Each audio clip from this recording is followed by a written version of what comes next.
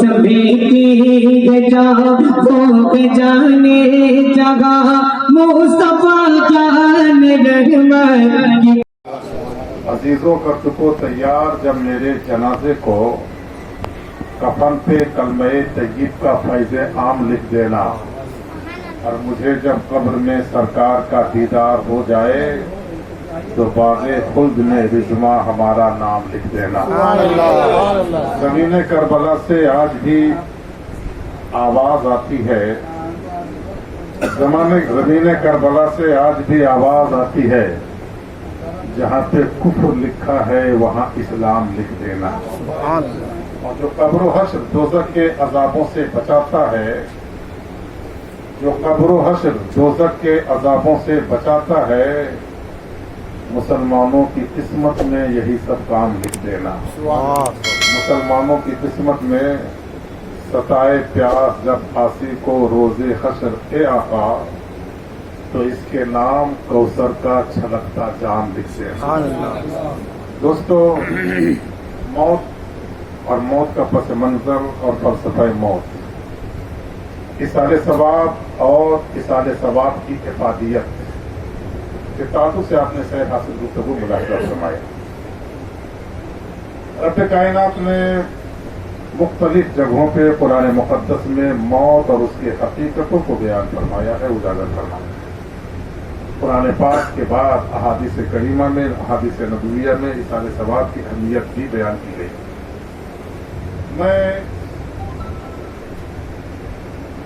ایک ہلکا سا تذکرہ آپ کے سامنے اس سلسلے کی کر دوں۔ حضرت علامہ ناظر جماعت فرما رہے تھے، بخاری شریف کی حدیث شریف ہے، حضور نبی کریم صلی اللہ علیہ وسلم ارشاد فرماتے ہیں، اذا مات الانسان انقطع عمله الا من ثلاث، عمل صالح، علم نافع، ولد صالح یدعو له، اور صدقۃ جاریہ۔ بخاری شریف کی حدیث شریف ہے۔ اللہ کے رسول صلی اللہ علیہ وسلم ارشاد فرماتے ہیں، جب کسی انسان کا دنیا سے انتقال ہو جاتا ہے تو اب اس کے رجسٹر کو لپیٹ دیا جاتا ہے، نامہ اعمال کے دفتر کو سمیٹ دیا جاتا ہے۔ اب وہ مکلف نہیں رہتا، شرعیت اسلامیہ کا تمام کے تمام احکام اس سے موقوف ہو جاتے ہیں۔ اب اس کے رجسٹر میں کچھ ایڈ نہیں ہو سکتا، البتہ 3 چیزیں ایسی ہیں جس کا ثواب مرنے کے بعد بھی اس کے رجسٹر میں ایڈ ہوتا رہتا ہے۔ پہلی چیز کیا ہے؟ سرکار حضرت نے فرمایا، علم نافع، علم ينتفع بها، ایسا علم جس کے ذریعے لوگ فائدہ اٹھائیں۔ دوسری چیز کیا ہے؟ صدقہ جاریہ۔ تیسری چیز کیا ہے؟ ولد صالح یدعو له، ایک وقت اولاد اپنے والدین کے لیے مغفرت کی دعا۔ حضرت انس بن مالک رضی اللہ تعالیٰ عنہ سے روایت ہے، اور طبرانی شریف کی حدیث پاک ہے، کہ اگر کسی کے گھر سے کوئی نیکی کا کام کر کے کسی مردے کے لیے اصال ثواب کیا جاتا ہے تو اس نیکی کا ثواب فرشتے نور کی تھالی میں سجاتے ہیں، نور کی تشتری میں سجاتے ہیں، اور اسے اپنے سر پہ اٹھا کر قبرستان لے کے جاتے ہیں، اور جس کے نام سے یہ نیکی بھیجی جاتی ہے، اصال ثواب کیا جاتا ہے، فرشتے اس کا نام لے کر آواز دیتے ہیں، او فلاں ابن فلاں۔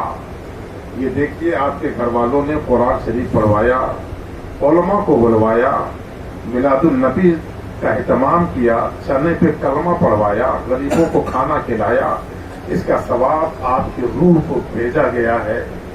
حدیث پاک میں آتا ہے، وہ انسان اتنا خوش ہوتا ہے، وہ مردہ اتنا خوش ہوتا ہے کہ اگر کسی کو ساری کائنات کی دولت مل جائے، ساری کائنات کی دولت ملنے کے بعد ایک انسان کو جتنی خوشی ہونی چاہیے، میرے سرکار فرماتے ہیں اس سے کہیں زیادہ خوشی اس مردے کو قبر میں ملا کرتی ہے۔ سبحان اللہ، سبحان اللہ۔ اور سوچیں اور غور فرمائیں، ہم اپنے مرحومین کے لیے کیا کر سکتے ہیں، کیا دے سکتے ہیں؟ الحمدللہ حضرت لوگوں نے فرمایا، ان کے لیے جتنا زیادہ اصال ثواب آپ کریں، جتنا ان کے لیے صدقہ جاریہ کا کام کریں، یقینی طور پر ان کو بھی ثواب ملے گا اور آپ کو بھی ثواب ملے گا، ان کو بھی فیض ملے گا، آپ کو بھی فیض ملے گا۔ حدیث پاک، ایک اور حدیث پاک میں آپ کے سامنے پیش کر دوں۔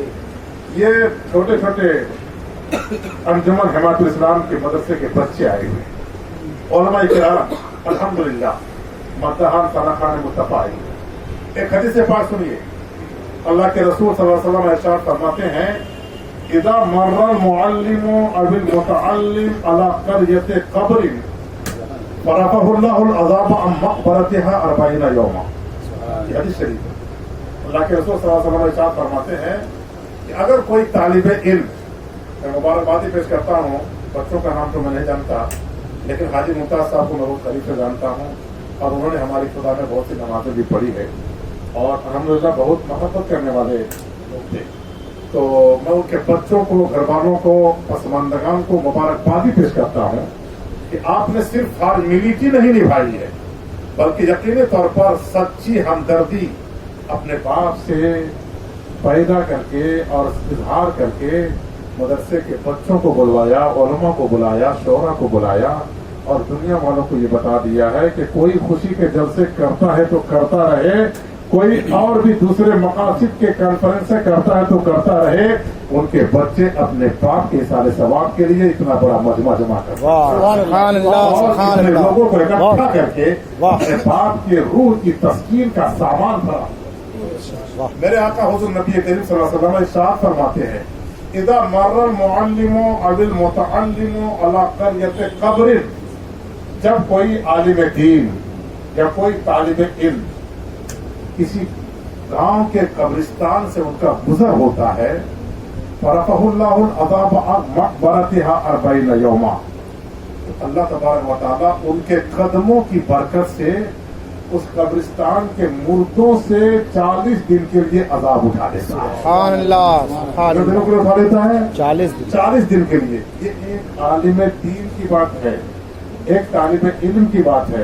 अल्हम्दुलिल्लाह उनके बच्चों ने पूरा मदरसा उठा के बुला लिया, उलमा को बुला लिया है और आप तमाम असबाब को कब्रिस्तान पे लेके, अल्हम्दुलिल्लाह कब्रिस्तान पे लेके गए।